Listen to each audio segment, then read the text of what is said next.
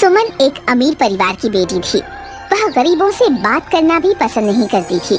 उसको गरीब लोग पसंद नहीं थे। उसे अपने अमीर होने पर घमंड था। सुमन के घर पर एक शिवानी नाम की महिला काम करती थी। उसकी एक बेटी थी जिसका नाम था कुसुम। कुसुम बहुत ही होनहार और ईमानदार लड़की थी।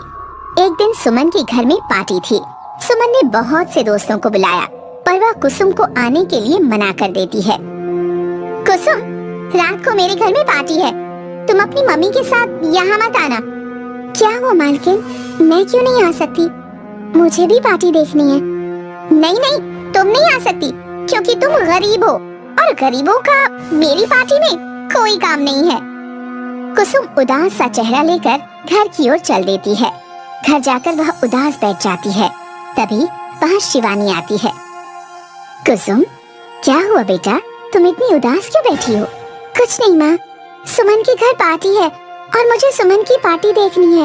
वो बहुत अच्छे अच्छे और अलग अलग तरह के पकवान खाते हैं, जैसे बर्गर, पिज्जा, मोमोज, चाउमीन। मुझे भी ये सब खाना है। बेटा, हम ये सारी चीजें नहीं खा सकते हैं, हमारे पास इतने पैसे नहीं हैं। पर तू चिंता मत कर, मैं तुझे अच्छे से अच्छा खाना बनाकर खिलाऊंगी। अगले दिन सुमन के घर में पार्टी थी। उसके यहाँ बहुत से दोस्त आए हुए थे। खाने में बहुत अच्छी अच्छी चीजें थी, जैसे बर्गर, पिज्जा, पनीर। सब पार्टी एंजॉय कर रहे थे। पार्टी का काम था तो शिवानी काम करके थक गई थी। अगले दिन बीमार पड़ी शिवानी ने कुसुम से कहा, कुसुम, आज मेरी तबीयत बहुत खराब है, तुम एक काम करो, सुमन के घर काम करने के लिए चली जाओ और उनसे कहना कि मेरी तबीयत खराब है। कुसुम चली जाती है। कुसुम को देखकर सुमन टेढ़ा मुंह बनाकर उसे कहती है, कुसुम, कल पार्टी में बहुत मजा आया और हम सब ने बहुत एंजॉय किया। ये तो बहुत अच्छी बात है, पार्टी में तो एंजॉय होना ही चाहिए। पार्टी में कुछ खाना बचा था, तुम उसे लेती जाना और खा लेना, क्योंकि खाना कुछ टेस्टी नहीं था तो किसी ने खाया नहीं। पर वो तो बासी खाना है। तो क्या हुआ, तुम गरीबों के लिए ये काफी है।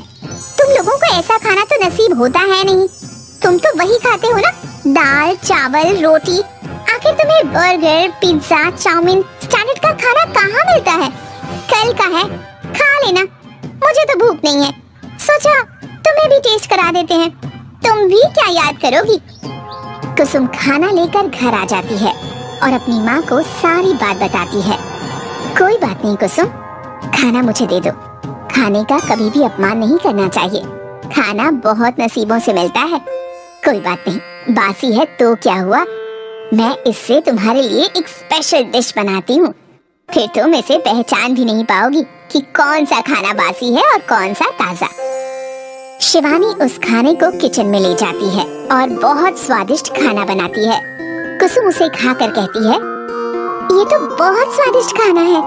तुमने तो खाने को एक नया रूप दे दिया। तुम्हारे हाथों में तो जादू है। तुम बेकार खाने को भी इतना अच्छा बना सकती हो। अब मुझे अमीरों का खाना नहीं चाहिए, क्योंकि अमीरों जैसा खाना तो मेरी माँ खुद ही बना सकती है।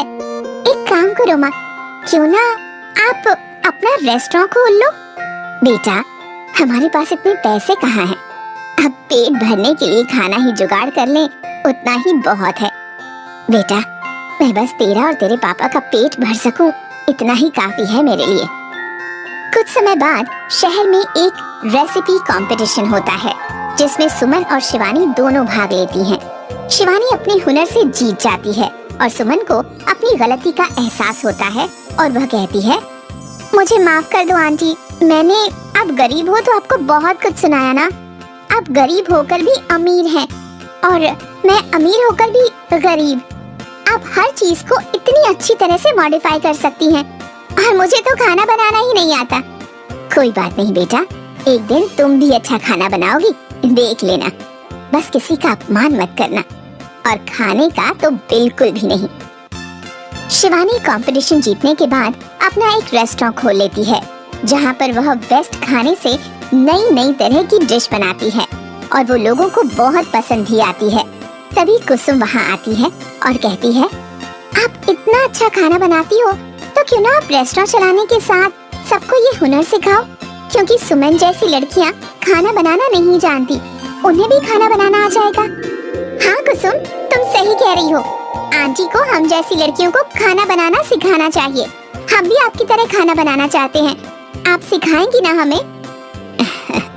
ठीक है बच्चों, मैं तुम्हारी कुकिंग क्लास भी लिया करूंगी और तुमको खाना बनाना भी सिखाऊंगी। फिर तुम सब अच्छा खाना बनाना सीख जाओगी, जिससे तुम्हारी हर जगह तारीफ होगी। एक लड़की को खाना बनाना आना ही चाहिए, ये उसका सबसे बड़ा गुण होता है। अब शिवानी कुछ बच्चों को कुकिंग भी सिखाने लगी, जिससे शिवानी के दिन सुधर गए और वह हंसी खुशी अपने परिवार के साथ रहने लगी।